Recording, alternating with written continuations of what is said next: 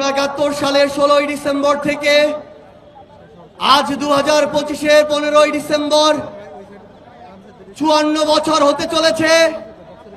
কিন্তু ওই 1971-এর 16 ডিসেম্বরে আমাদের এই স্বাধীনতাকে যেই দেশ আর যেই মানুষদের কাছে কুক্ষিগত করার অপচেষ্টা করা হয়েছিল, ওই শকুনেরা 54 বছরেও আমার দেশকে সেই শকুনদের হাত থেকে মুক্ত হতে দিতে চায় না।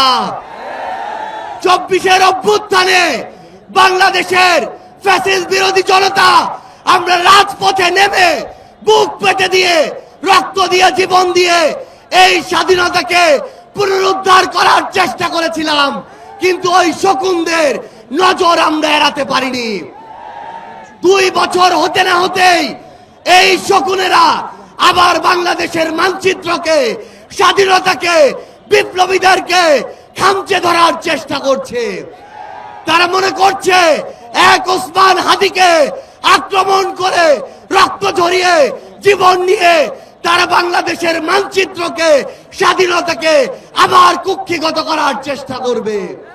কিন্তু আমরা স্পষ্ট করে বলতে চাই, এই 24-এর অভ্যুত্থান পরবর্তী বাংলাদেশে প্রত্যেক স্বাধীনতাকামী, প্রত্যেক বিপ্লবী এক একজন ওসমান হাদি, আবু সাইদের বুকে গুলি চালিয়ে সকল আবু সাইদদের দমানোর চেষ্টা করা হয়েছিল, কিন্তু এক আবু সাইদ এরপরে লক্ষ আবু সাইদে পরিণত হয়েছে।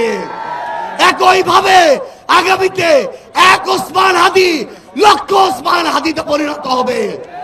ভারত যদি মনে করে বাংলাদেশের গণহত্যার নির্দেশদাতা খুনি হাসিনা, মৃত্যুদণ্ডপ্রাপ্ত হাসিনাকে ভারতে আশ্রয় দিয়ে, ওসমান হাদির খুনিদেরকে ভারতে আশ্রয় দিয়ে এই বাংলাদেশের সাথে তাদের কোনোদিন সম্পর্ক স্বাভাবিক হবে, এই বাংলাদেশে এই হাদিরা বেঁচে থাকতে কোনোদিন সেই সম্পর্ক স্বাভাবিক হবে না, হবে না, হবে না।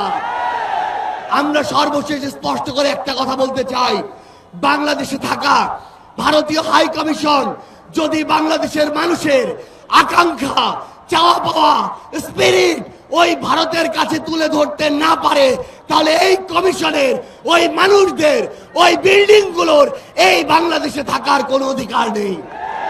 শুধু একটাই সর্বশেষ কথা, আগামীর বাংলাদেশে আমাদের স্বাধীনতাকে, আকাঙ্ক্ষাকে, বিপ্লবকে, ওসমান হাদিদেরকে কেউ যদি আক্রমণ করতে চায়, সেই আগুন এই বাংলাদেশ থেকে পৃথিবীর প্রতিটি প্রান্তে ছড়িয়ে পড়বে ইনশাআল্লাহ।